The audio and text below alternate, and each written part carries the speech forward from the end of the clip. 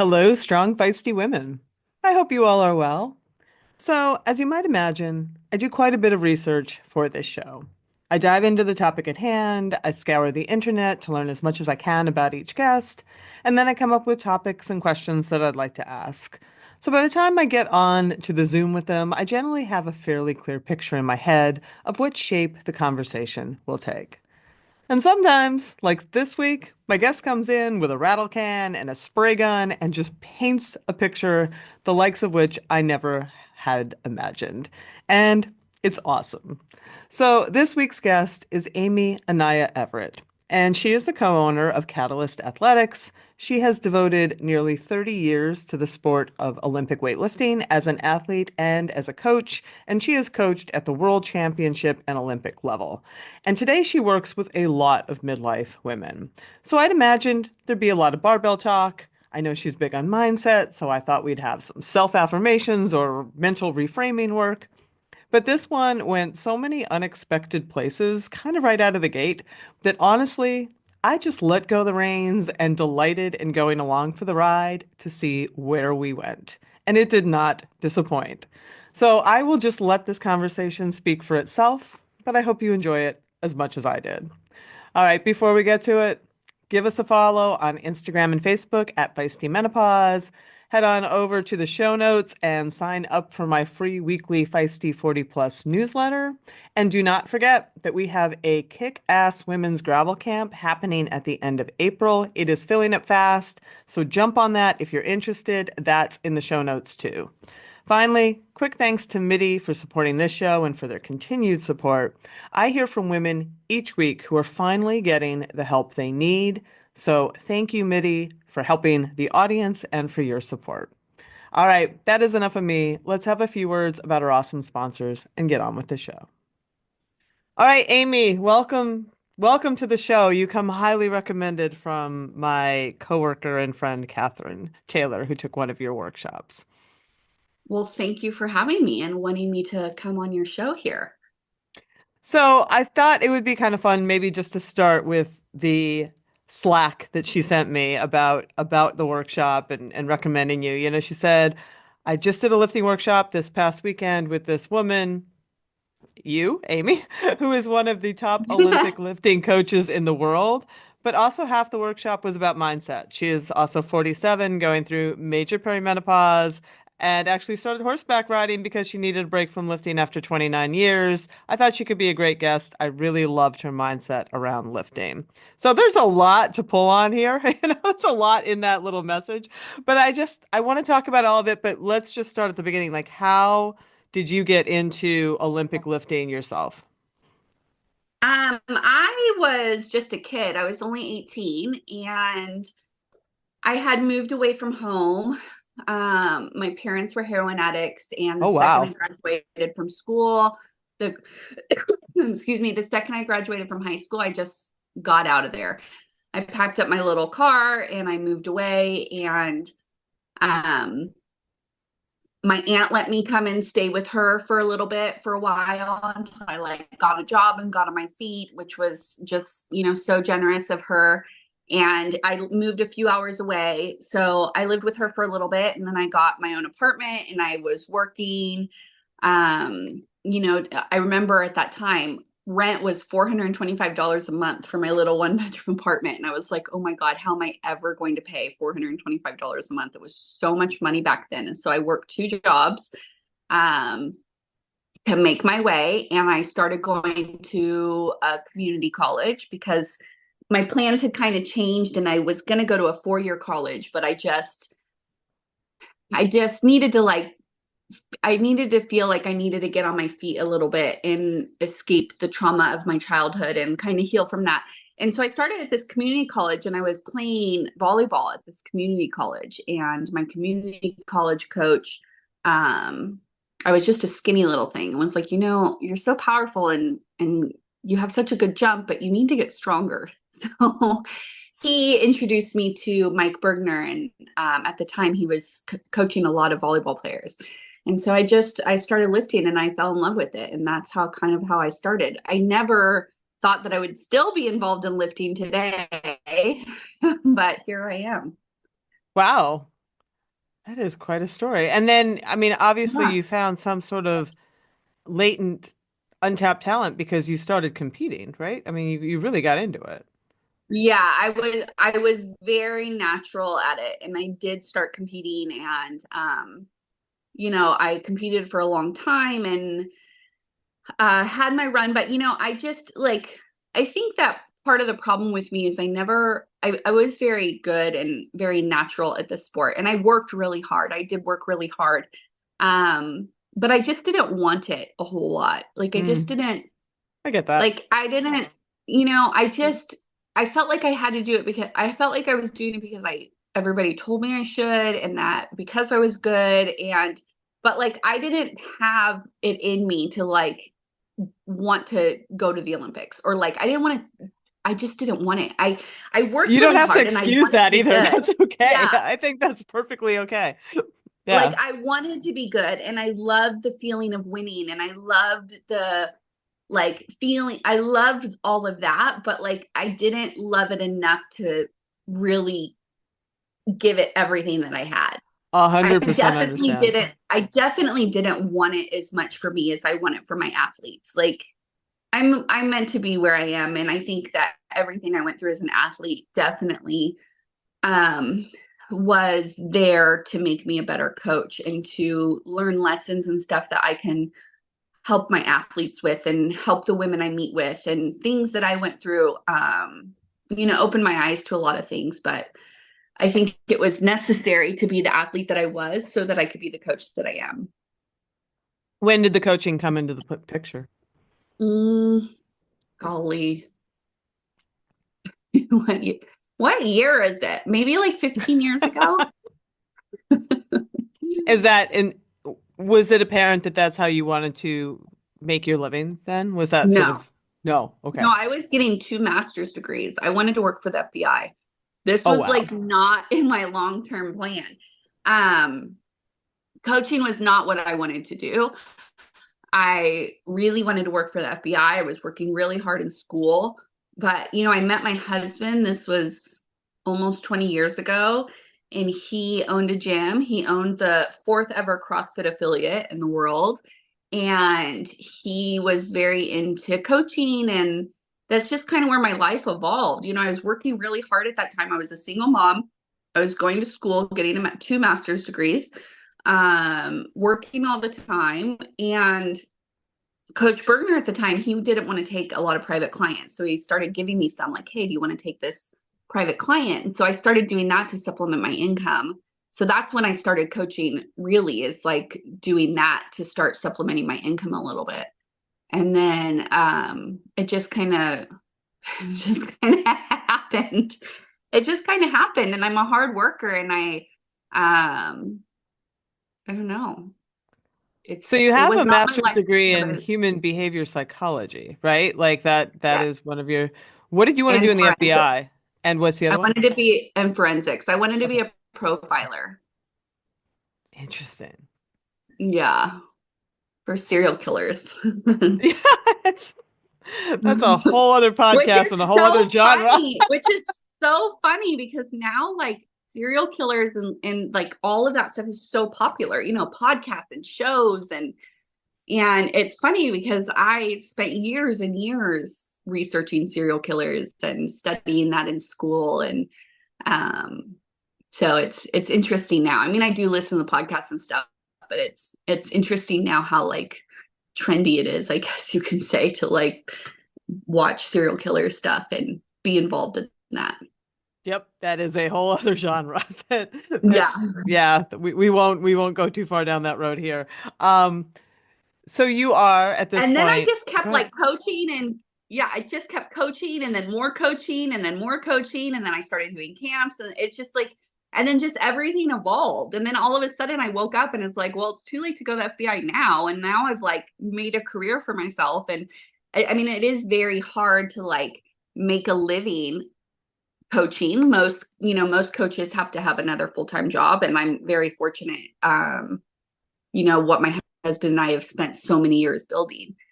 And so here I am. That's my life now. It sounds like that master's degree in human behavior though probably has paid off. Yeah, I mean, I definitely think it's like, I don't think I use my degree much, but I think it's just innately who I am. Like, it's Mm, just the person that I am, that like I'm very intrigued with the mind and like cognitive psychology. I'm just like, it's very interesting to me. And I loved taking cognitive psychology in school. And that's what, like, when I was taking in my undergrad is in psychology. And I remember taking my a cognitive psychology class when I was pregnant, and I just thought it was like the greatest discovery of my whole life. And so I think it's just kind of who I am, and so it's just who I am, and I think I apply it to everything in my life. mhm. You know, it's not like I use my psychology degree to like evaluate my athletes or, you know, counsel them or anything, but you know, when you are a coach, you are also a therapist. Yeah. Um in a lot of ways. And I think it just makes, you know, I think it just makes me more empathetic and sympathetic and just know how powerful the mind can be and how we are as people and women, especially, right? So it's like, I mean, men too, but I mean, I work primarily with women by choice. And I think it's just such a powerful thing that goes unnoticed and it's undervalued by a lot of people. And I think I'm in a male dominant industry, and you know, a lot of male coaches, there are a lot of male coaches, like my husband is one of them, who coach a lot of females and who are very in tune with the emotions and mental side of things. You know, because we have all the emotions, but I think that a lot of male coaches don't understand that women have a lot of emotions and how to actually use those to make you stronger, and rather than making it seem like a weakness. And I think that that's really something I learned as an athlete, that I didn't want to be acute, because I am a very emotional person. I cry a lot. I have all the emotions. And I was often like accused of being too emotional, but I learned as an athlete how to use those emotions to make me stronger and make me more fierce and make me a better weightlifter. And I think that had I had that guidance more at a certain point in my life, that I would have been much better. It took me a long time to figure that out, you know? And I think that that's what led me to my passion to like tell women, hey, it's okay to be emotional. It's okay to be anxious, and it's okay to be depressed, and it's okay to have all of these emotions, and it's okay to cry in the gym, but this is how you can use it to be stronger. And it's just something that's so important to me that I feel like is really missed. Let's talk about that a little bit. How did you come across that? How did you learn to channel those emotions to make you stronger? And can you give me some examples of that? Because I mean that a lot of people break down in the gym and they feel weak about it or they feel bad about it.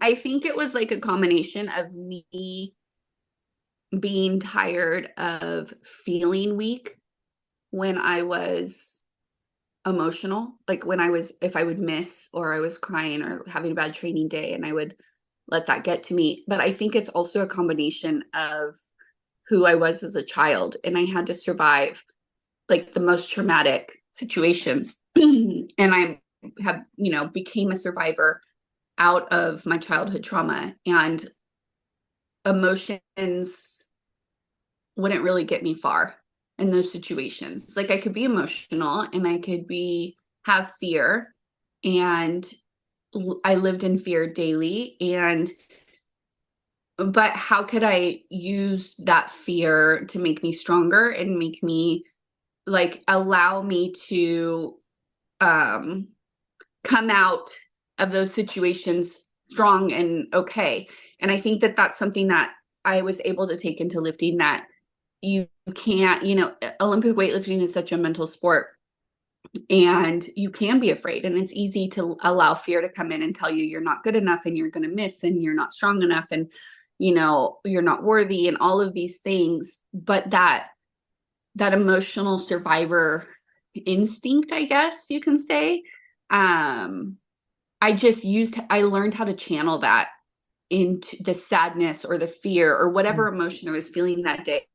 I learned how to channel it into my strength and into like being intentional and being purposeful when the barbell was in my hands, and use it kind of, I guess, like something that I can attribute it to now is I started doing like fighting lessons a few years ago. I haven't done it in like the last year and a half, and I miss it a lot. My coach got a job and he couldn't come and train me at that time, where I did like boxing and Muay Thai and BJJ. And it was another way to exert that emotion in a way where I was turning the emotions into power. And so I don't know if I have a true example of that. I think it's just the person that I am, that I don't want those emotions to buckle me. Like every time I'm like, how can I turn this into power? Right? Like, how can I turn this pain into power? How can I turn this fear into something that will help me? How can I turn this sadness into something that's going to make me better? And if I stop and take a moment to know, hey, I'm feeling this emotion, it's okay. Now I'm going to channel it into this, or Hmm. I'm going to use it to be brave or use it to be strong. It's acknowledging it, and then it takes away the power of that emotion and doesn't allow that emotion to cripple you, which I think a lot of people do. They get emotional and they allow it to cripple you, instead of being like, it's okay that I'm emotional. It's okay that I'm afraid, but I can do it anyway. Right. Yeah, no, that's wise. That's very wise perspective. And I think for women who find themselves in midlife, in the menopause transition, when the hormones are changing and the body is changing and the moods are swinging, and you can bump up against unexpected anxiety and newfound fears and all of that, it can really rock your world. Yeah. And to be able to acknowledge and accept and say, okay, what am I going to do with this is a powerful mindset shift. It is. It really is. And I'm human. I'm not saying it works all the time. There's days where I just want to lay in bed and cry, or there's days where I can't have the courage, but I try, and I know that I'm capable of it. And it's almost like, what the times that I don't allow it to, it's almost like I'm just allowing myself to feel sorry for myself. Like I'm allowing myself to be sad in Mm. that moment and be like, well, fuck it, I'm going to be sad. And I don't care. Or I'm going to sit here and watch Netflix for 4 hours and just feel like shit, because I'm allowed to do that too. I don't have to be strong all the time. And I think that I acknowledge that. And I think so many women try to just shove all the feelings into the back of their mind and ignore that they're there, where I acknowledge it. I'll say, I'm not having a great day today, or I'm really emotional today, or I am have low patience today. It's something that I've had to find that I have to communicate with my daughter, because and even my husband, or my friends, because it would be like a situation where I just needed to be in the mood that I needed to be in, and they would take it personally or Mm. whatever. And so now I'm just like, you know what? I am not having a good day today. I am tired. I am very emotional. My anxiety is through the roof. I don't know why. It's just one of those days. And so I don't have very much tolerance today, and I don't have patience. So I just need you to leave me the fuck alone and let me figure it out. Like I need to have this space to feel like crap and not have to pretend I don't feel like crap. And Yep. me being able to communicate that typically makes me feel better. But it's like, I don't want to pretend. And I haven't for a long time. I spent my entire childhood pretending everything was okay all the time, and lying and pretending everything was great. And I'm exhausted from that. And I don't want to do it as an adult.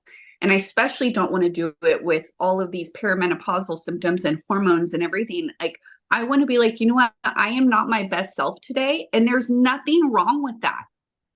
Right. Yeah. So I think that that's like a big thing that I try to teach my athletes, and I have learned myself, where it's like, it is okay to not be okay today. Just admit it. Just be like, you know what? I mean, I tell my athletes with check ins when they're like, oh, today just wasn't great. I'm like, that's okay. It's okay to not be perfect every day. We're human. And it's okay to have 5 days in a row where you're not okay. There is nothing wrong.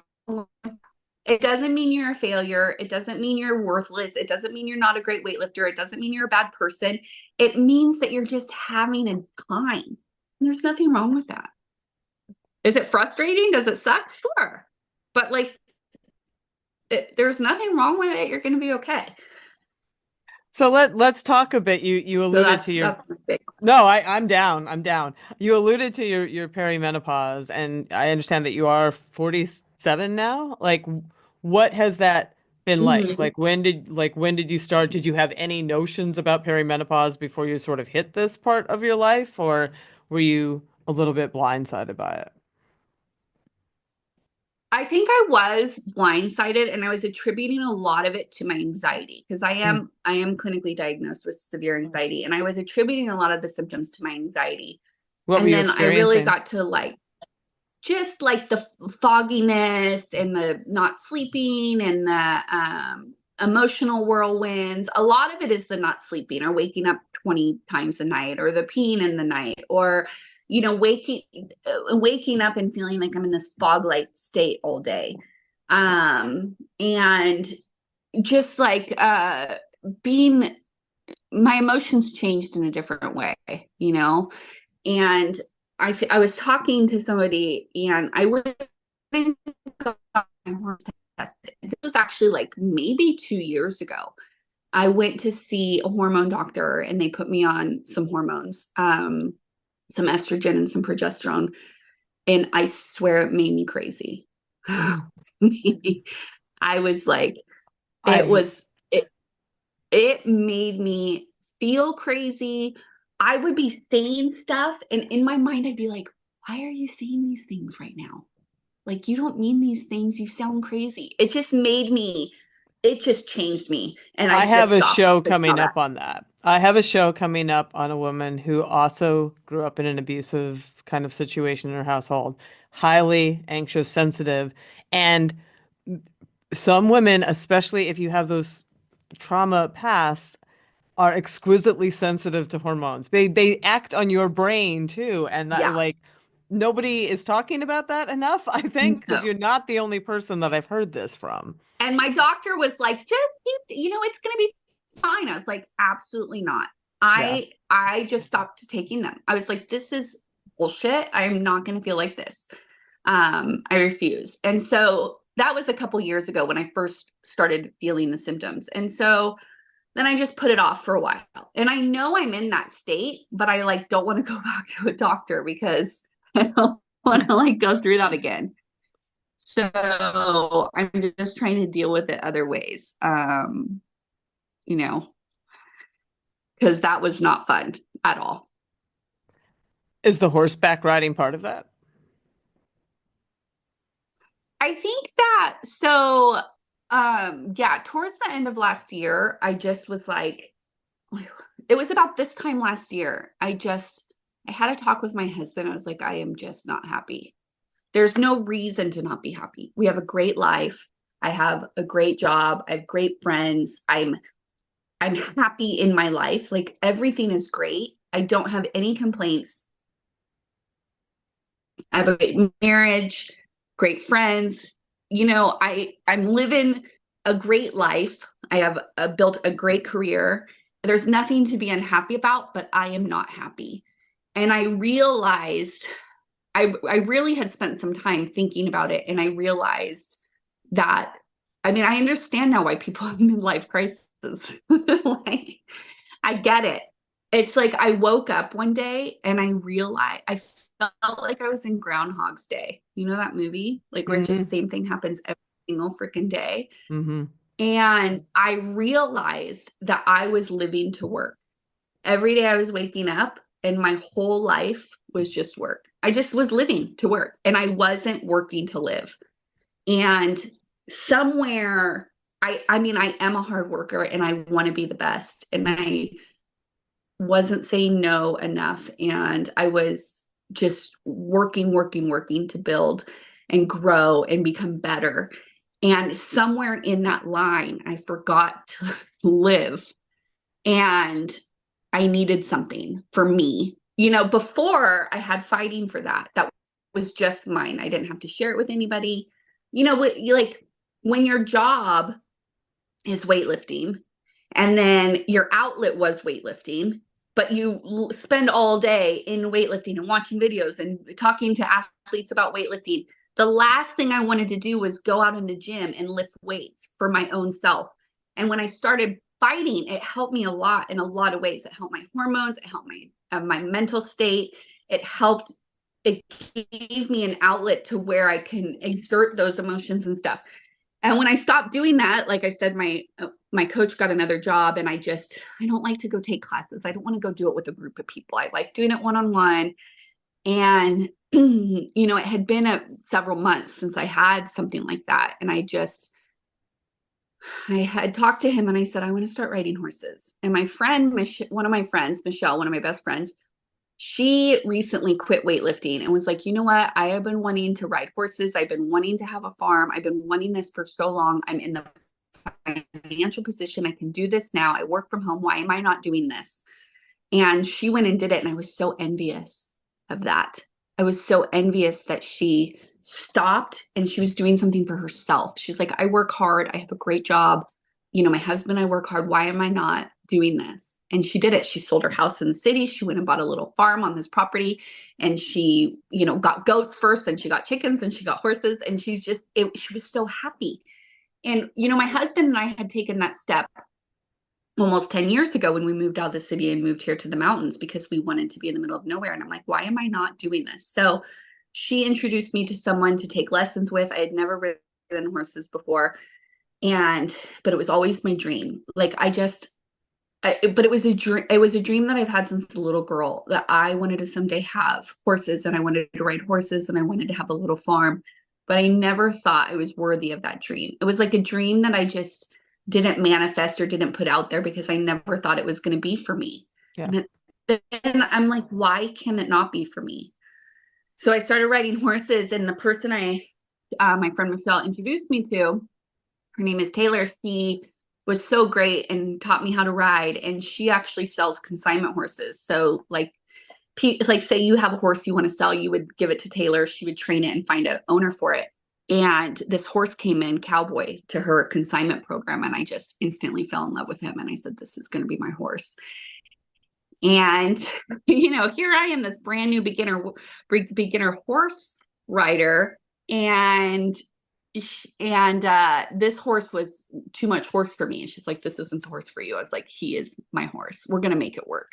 And I was bound and determined, like everything else in my life, that I was going to be the best for this horse because this horse was going to be mine. And now here we are, Cowboy and I. and now it's, she looks at us, it's funny. And she's like, I can't imagine any other person with this horse. And it's just like, I swear it makes me emotional when I think about it. I swear I had been manifesting this for my life, and he just dropped out of the sky into my lap the second I really needed him the most. And I swear he saved me. And his owner, he had been with one owner for 13 years. And she did not want to sell him and get rid of him, but she had to. She has cancer now. She's older. She's like in her 60s. She couldn't give him a good life. And I speak to her now and I send her pictures and stuff. And it makes her emotional. And she's like, I am so relieved and happy that he ended up with you, because like it gives her such a relief. And I swear the stars aligned for me. And I know that sounds hippy dippy, but he is what I needed, and he came to me when I needed him. And maybe I'm a little bit of what he needed too, but my life changed since then in a lot of ways. And my husband knew that I needed something, and he worked really hard to do that for me. And he excavated, we live in a mountain on the river. He excavated the side of the mountain. He built me a barn. He all by himself. He built a pen and this beautiful, amazing place for my horse to come home. And he did that for me because he knew I was struggling to do something for myself and to live for me, because I spent every day living for everyone else. And it's just, what a gift. So that's how and why I started with Cowboy. What does riding cowboy and being with cowboy do for you? I think it has really taught me to slow down, get off my phone. I can't be on my phone when I'm riding him. We go out in the middle of nature. It's taught me to appreciate nature more and fresh air and trees and the beauty that's around us, and like not be so stuck in the like just emotional and hormones and roller coasters and stress, and just to be like he's taught me to slow down a lot because I am a very high paced, but also like I am very fast twitch. Like my muscles are very fast twitch. A weightlifter is very fast twitch. I've spent more than half my life with a barbell in my hands. And so I'm very explosive and like everything is like tense, and I'm always so tense. And he has taught me to like relax. You can't be tense on a horse. Right. And you have to slow down and you have to be calmer. And so he's really taught me just to like slow down and be gentler on myself, and that it's okay to like be slow. It's okay to like just be. Do you think that that crosses over into your coaching practice? No. Okay. And here's Okay. why. Here's why. Because as a coach, I always already have told people you have to do something for yourself. You have to live. Life is so important. I encourage people when like my athletes and they want to go on vacation, and I encourage them to do that. Don't worry about finding a gym. Go enjoy yourself. It's 4 days. You're going to be fine without lifting.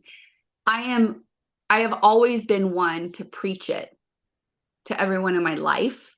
I just wasn't doing it. Gotcha. So that's why I feel like getting Cowboy didn't change anything about my coaching, but it made me take my own advice, I Mm, guess. Like it forced me to, because I have no other choice with him. And I had to learn a lot to be a good mom for him and to be able to bring him home, and to be able to take care of such a creature like a horse. And I learned a lot about myself. And um, I can't think of a better word than to say slow down. And I think it's just changed my life. But it was already what I was telling everybody else to do, yeah. to be kind to themselves and to give themselves grace. I hate that term, give yourself grace. I hate it, but there's no other way to say that. Just to like be kinder to themselves and have a little bit more self-love and appreciate what they can do and appreciate what their bodies can do for them. And that's all I'm about. But I wasn't taking any of that advice for myself. I was like a hypocrite. I'm like, oh, this is what I want everyone else to do, but I can't do it. And Lots that's of what people are just like led. that. We're all Yeah, that way that's just sometimes. what led me to like an ultimate freaking burnout. Yeah. Yeah. So let's talk a bit about the coaching specifically. I'm curious if you see common threads among the women in this sort of age demographic who come to you wanting to lift. And by that I mean, do you see certain mental blocks or emotional barriers when women come in and want to learn to lift, get strong? I do think it's pretty cool in that I have a lot of women, probably half my clients are women over 35, and a lot of those are over 40. Hmm. And I love coaching those women who are older and who are maybe just finding the sport, and who um yes, I do coach an Olympian and a world champion and a youth world champion, and I coach the very elite, but I really like to coach. I call them the real life woman, Yeah. because they don't want to be athletes. They want to feel athletic, and they want to feel fit, and they want to feel strong. And a lot of those women in their 40s or even 50s I don't ask them like, hey, are you doing this because you need to feel strong because you're emotional or your hormones are going crazy? Because I don't want that, but we definitely do talk about it. And I know that there is a trend that women at this age, they want to lift because it makes them feel strong. And then when their body feels strong, mentally they feel strong. Yep. And they want something for themselves. Just like I wanted Cowboy, who is something for myself, weightlifting is that for them, and they wanted something to make them feel stronger, to help them slow down, or to help them mentally have something to focus on, or have them have a goal. And that is no different than what Cowboy is to me. It's just that I can't do that with lifting because that is my job. And I mean, I like to lift, I like to go out and train, and I want to set goals for myself, and I like to do it, but it can't be my only thing anymore. And it Yeah. took me a lot of years to figure that out, that because I was trying to like force it, because that's what it was for me before. Weightlifting saved me when I was a young girl, and it was my outlet, and it did teach me to be strong. And I was trying to force that at Yeah. this time in my life, and it doesn't work anymore for me. And that's okay. And I had to find something that did work for me. Yeah. No, that makes total sense. And as you said before, when it is your entire existence, you do need to find something that is specifically Exactly. for you. I'm curious if you run into, and I'm hoping that you don't run into it as much, but the concerns about being bigger, bulkier, all of that, do you run into that in your practice, or are the women coming to you not as concerned about that? I mean, I definitely think there is like a body dysmorphia issue for a lot of women. And a lot of women, there are women who don't want to get bigger or bulkier. They don't want to get big legs or big shoulders. But I think most of the women who know what weightlifting is knows that their body is going to change in that way, and they're okay with it. Does that make Yeah. sense? Yeah. And do you have to do anything else? It sounds like that's not a huge part of your practice. No, I mean, and I don't like to deal with nutrition with my athletes. It's just like a touchy subject. So most of Mm. my athletes have a nutrition coach that they speak to about that. I'm not going to say there's never situations where I have to tell my athlete you're not eating enough and that's Mm. why you're not getting better, or that's why you're getting worse. Like you need to, I talk more about how important it is to fuel your body and to make sure you're providing the macro and micronutrients to your body so that you Yep. can be stable, um, emotionally, mentally, physically, hormonally, and Yeah. so that you have the proper nutrients to sustain something like being a weightlifter, Yep. especially in the older we get. So we do talk about that, but I don't talk so much about like what you should eat or whatever, because I want to leave that to the nutrition coach so that I can be there for them in the other aspects, Yep. because it is a weight class sport, it can be touchy sometimes, but I am not a big fan of cutting weight. I tell all my athletes, do not cut weight to get into a weight class unless you're like trying to make a world team or go to the Olympics. Like if you're just lifting for fun, recreational, let your body be where it wants to be.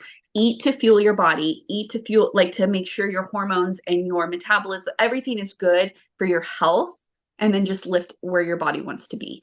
Because I want people to be healthy, and I don't want people to develop bad relationships with food, or because they're trying to cut weight.